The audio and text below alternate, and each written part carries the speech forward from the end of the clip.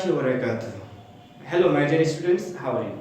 I hope you are doing well by the grace of Almighty Allah through this critical situation, COVID-19 coronavirus. My dear students, I am also fine by the grace of Almighty Allah.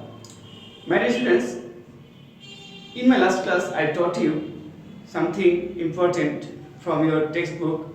Now, I would like to go to another topic from your textbook. Please attentively listen to me and watch the video. Thank you. So let's go to our topic. My dear students, our today's topic is lesson 16 and old people's home. And একটি old people's মানে বৃদ্ধ লোকদের home মানে বাড়ি, যেটাকে বলি আমরা বৃদ্ধাশ্রমের কথা। কি বুঝতে পারছো? ঢাকা শহরে বা আমাদের বাংলাদেশে অনেক জায়গায় এখন দেখা যাচ্ছে বৃদ্ধাশ্রম, যেখানে বৃদ্ধরা বসবাস করে। ছেলে মেয়েদের সামর্থ্য থাকার পরেও অনেক পিতামাতাকে তাদের শেষ দিনগুলোতে বৃদ্ধাশ্রমে বসবাস করতে হচ্ছে, কারণ তাদের ছেলে মেয়েরা তার দেখভাল করে না। তাদের ছেলে মেয়েরা দেখভাল না করার ফলে কি হচ্ছে, তাদের যে নির্যাতন, তাদের যে কষ্ট হচ্ছে, এই কষ্টটা লাঘব করার জন্য বেশ কিছু অর্গানাইজেশন আছে, সংস্থা আছে যারা, বা মানবদরদী বা জনদরদী লোকজন আছে যারা এই বৃদ্ধাশ্রমের আয়োজন করে বা ব্যবস্থা করে। তো এই আজকে আমরা পড়ব এরকম একটা বৃদ্ধাশ্রম নিয়ে প্ল্যান, কিভাবে পরিকল্পনা করতে হয়। সো আমরা দেখে নিই আমাদের এই প্যাসেজটি কি বলছে। কি তোমরা মনোযোগ শুনছো তো? রিড দ্য টেক্সট বিলো, যে অনুচ্ছেদটি আছে সেটি পড়তে বলছে। তার আগে আমরা দেখে নেব, এখানে আমরা দেখতে পাচ্ছি বেশ কিছু মানুষের ছবি। এখানে যারা বসে আছেন তারা কিন্তু বয়স্ক অর্থাৎ বৃদ্ধা, এবং এখানে একটা ইয়াং গার্ল আছে, এবং এখানে একজন মনে হচ্ছে যে টিভি দেখছেন, আর এই মেয়েটি তাকে চা দিচ্ছে, এরকম তো মনে হচ্ছে, তাই না? আর এখানে একটা বিড়াল বসে আছে, তোমরা এটা পাঠ্য বই দেখবা। তাহলে আমরা ছবি দেখলাম, এখন কি বলছে প্যাসেজটা আমরা দেখে নেব। প্রিয় শিক্ষার্থীবৃন্দ, Mariam is a student of class 6 in a government school in Rajshahi. Mariam একটা মেয়ের নাম, ইজ এ একজন স্টুডেন্ট ছাত্রী, অফ ক্লাস 6 ষষ্ঠ শ্রেণীর, ইন এ গভর্নমেন্ট স্কুল একটি সরকারি স্কুলে, ইন রাজশাহীতে। তাহলে মারিয়াম হচ্ছে রাজশাহীর একটি সরকারি স্কুলের ষষ্ঠ শ্রেণীর ছাত্রী। Her mother works in an office, তার মা ওয়ার্কস কাজ করেন, ইন অ্যান অফিস একটা অফিসে, অ্যান্ড এবং হার ফাদার তার বাবা, ইজ এ একজন বিজনেসম্যান ব্যবসায়ী। Mariam is very fond of her aunt, her father's sister Suraiya Begum. Mariam is very fond, Mariam খুব পছন্দ করেন, অফ হার আন্ট তার আন্টি, যেটাকে আমরা ফুফু খালা, হার ফাদার্স সিস্টার তার বাবার বোন, তার কি হচ্ছে, ফুফু হচ্ছে, তাই না? এখানে আন্ট এটা বলা হয় যে বাবার দিকে যারা আন্টি অর্থাৎ বাবার বোন টাইপের যারা আছে তারাকে বলা হয় প্যাটার্নাল আন্ট, এবং মায়ের দিকের যারা আন্টি বা খালা বা মামি এটাকে বলা হয় ম্যাটার্নাল আন্ট বা আঙ্কেল। এটা তোমরা মনে রাখো। কি বললাম? বাবার দিকে যারা চাচা চাচি বা আমাদের আত্মীয় হবে তাহলে বলবো প্যাটার্নাল, এবং মায়ের দিকে মানে অর্থাৎ নানা নানি গোষ্ঠীর যারা হবে তারা বলবো আমরা কি প্যাটার্নাল, ম্যাটার্নাল আর প্যাটার্নাল। বুঝতে পারছো? পিতা হলে প্যাটার্নাল আর মাতা হলে ম্যাটার্নাল। তাহলে হার ফাদার সিস্টার মানে তার বাবার বোন, তাহলে ঠিকই হচ্ছে তার প্যাটার্নাল আন্ট মানে ফুফু। সুরাইয়া বেগম, যার নাম হচ্ছে Suraiya Begum, who lives in another part of the same town, যিনি ওই শহরেরই অন্য একটা জায়গায় বসবাস করে। অন ফ্রাইডেজ, অন ফ্রাইডেজ দেখো শুক্রবারের দিন, ফ্রাইডেজ বলেছে মানে প্রায় শুক্রবার দিন, অনেক শুক্রবারের কথা বোঝাচ্ছে, মানে শুধু একদিন না, অনেকগুলো শুক্রবারের কথা বোঝাচ্ছে। অন ফ্রাইডেজ শুক্রবারের দিনগুলোতে সি অফেন গোজ, সে প্রায় যায়, অফেন মানে হচ্ছে প্রায়, গোজ যায়, টু হার আন্টস প্লেস মানে তার ফুফুর বাসায়, and spends time with her এবং তার সাথে সময় কি করে পার করে বা কাটায়। Suraiya Begum is a retired, Suraiya Begum একজন, সুরাইয়া বেগম হচ্ছেন একজন রিটায়ার্ড মানে অবসরপ্রাপ্ত, কোনো পেশা থেকে তার একটা নির্দিষ্ট সীমা থাকে, বয়স থাকে, সেই বয়সের পরে সেই পেশা থেকে যখন সে অবসর গ্রহণ করে তাকে বলা হয় রিটায়ার্ড, ঠিক আছে না? তাহলে রিটায়ার্ড স্কুল টিচার মানে অবসরপ্রাপ্ত স্কুল শিক্ষিকা। She is a widow and lives alone, তিনি একজন ওয়াইডো মানে বিধবা, তিনি একজন বিধবা এবং একাকী বসবাস করে। কি বুঝতে পেরেছ? ওয়াইডো মানে হচ্ছে যার স্বামী এক মারা গেছে এবং তারপরে সে আর বিয়ে করেনি, এটা হচ্ছে কি widow. Her husband died 3 years ago, তার স্বামী 3 বছর পূর্বে মারা গিয়েছেন।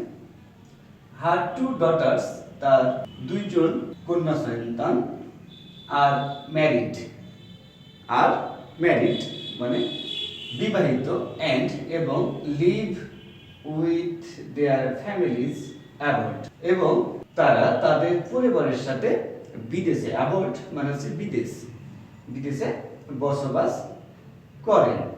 দে টক টু হার, তারা তার সাথে কথা বলেন, মানে কার সাথে? এই সুরাইয়া বেগমের সাথে, ওভার টেলিফোন, টেলিফোনের মাধ্যমে, and come to visit her whenever they get tired, যখন সময় পায় তখনই কি করেন?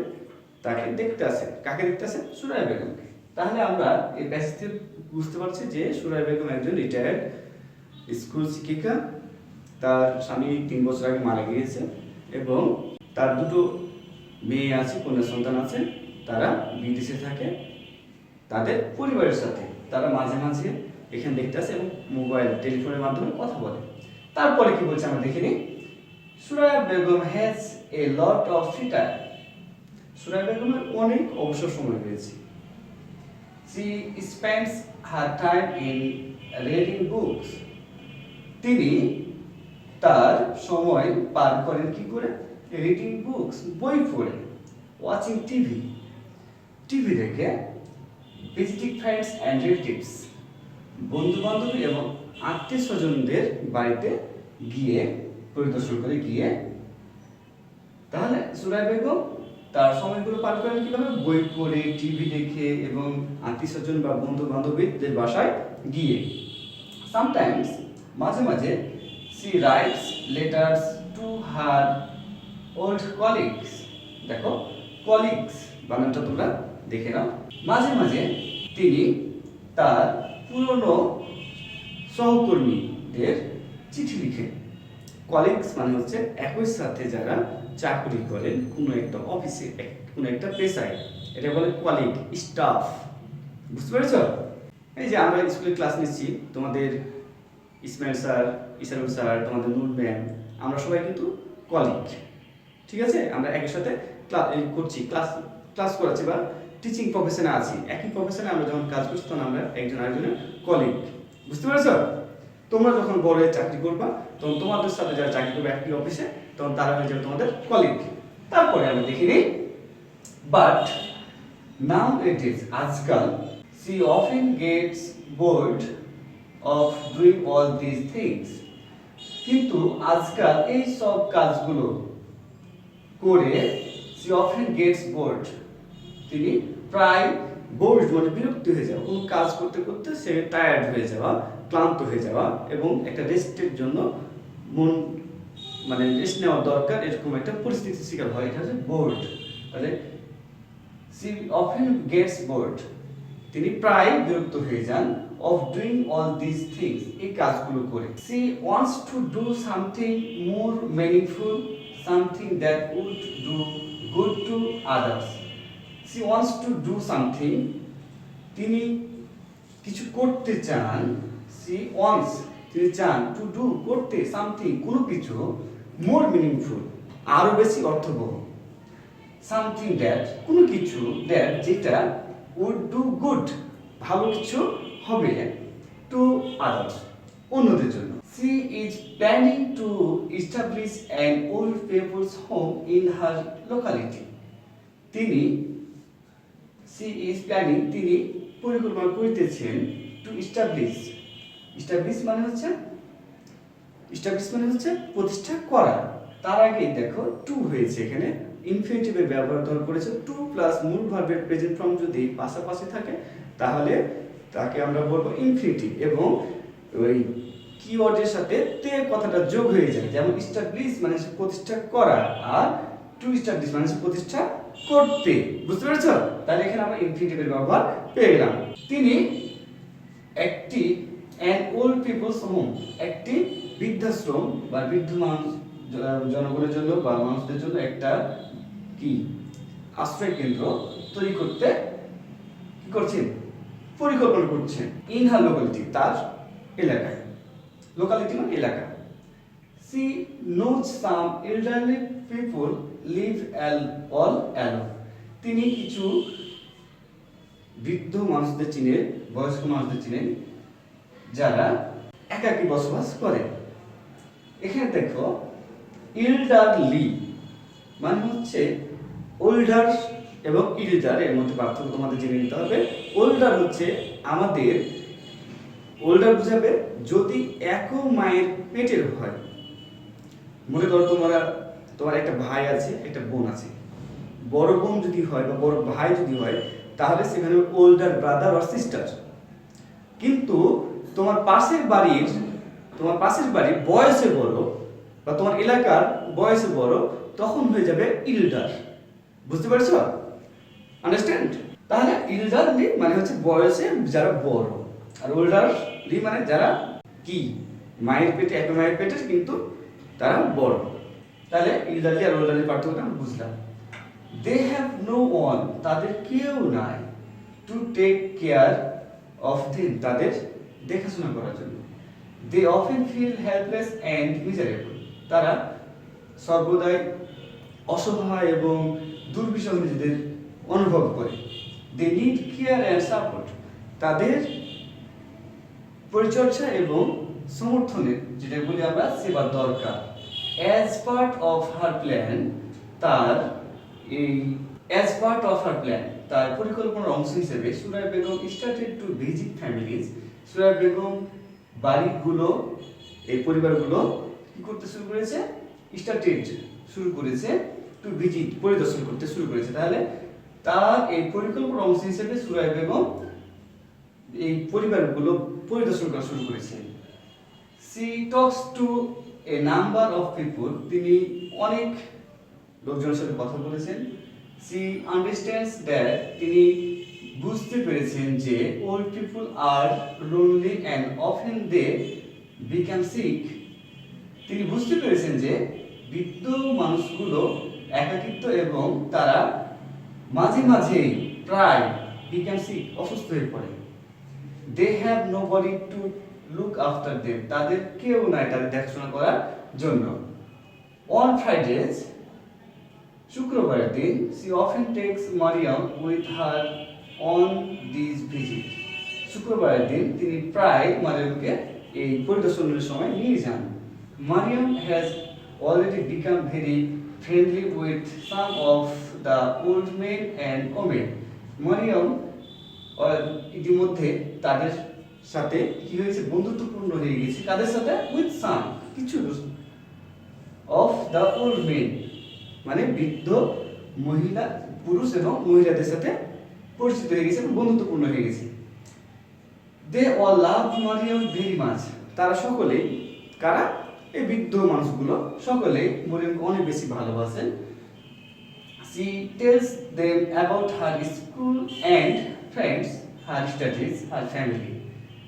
সে এই সেটাকে মরিয়ম টেলস দেম তাদের বলে অ্যাবাউট হার স্কুল তার বিদ্যালয় সম্বন্ধে অ্যান্ড এবং তার পরিবার ফ্রেন্ডস বন্ধুদের সম্বন্ধে হার স্টাডিজ তার পড়াশোনা সম্বন্ধে হার ফ্যামিলি তার পরিবার সম্বন্ধে অ্যান্ড এবং they often tell her funny stories fairy tales and ghost stories তারাও মানে বৃদ্ধ মানুষগুলো কি করে এই মারিয়ামকে ফানি মজাদার ফেরি মানে পরীদের গল্প এবং ঘোস্ট স্টোরিজ মানে ভূতদের গল্প এই অনেক গল্প আছে এই গল্পগুলা শোনায় দাদা দাদি থাকলে এই যে গল্পগুলো শোনায় আমাদের দাদা দাদি সেই গল্পগুলা শোনান তাহলে এই প্যাসেজটা থেকে আমরা দেখতে পেলাম যে মারিয়াম একজন স্কুল ছাত্রী রাজশাহী একটা ভালো স্কুলে সরকারি স্কুলে পড়ে তার একটা ফুফু আছে তার বাবার বোন তিনি অবসরপ্রাপ্ত স্কুল শিক্ষিকা তিনি তার সময়গুলো পার করেন কিভাবে বই পড়ে টিভি দেখে বন্ধু বান্ধবের বাসায় গিয়ে কিন্তু এগুলো করতে তার আর ভালো লাগছে না সে কিছু নতুন কিছু করতে চায় এই করতে গিয়ে তিনি বিভিন্ন বয়স্ক মানুষদের বাসায় যান এবং মারিয়ামকে মাঝামাঝি নিয়ে যান মারিয়াম তার স্কুল সম্বন্ধে বন্ধু বান্ধবের সাথে তার পরিবার সম্বন্ধে বলেন এবং এই বৃদ্ধ মানুষগুলো মারিয়ামকে কি করে অনেক গল্প শোনান এই তো হলো আমাদের আজকে এই গল্পের শিক্ষণীয় বিষয় এই গল্পটা শিখে তোমরা পড়ার পরে তোমরা অনেক কিছু অনুধাবন করবে আশা করি মনোযোগ সহকারে পড়েছো দেখেছো শুনেছো আগামী ক্লাসে দেখা হবে সে পর্যন্ত ভালো থাকো থ্যাংক ইউ ভেরি মাচ আসসালামু আলাইকুম ওয়া রাহমাতুল্লাহ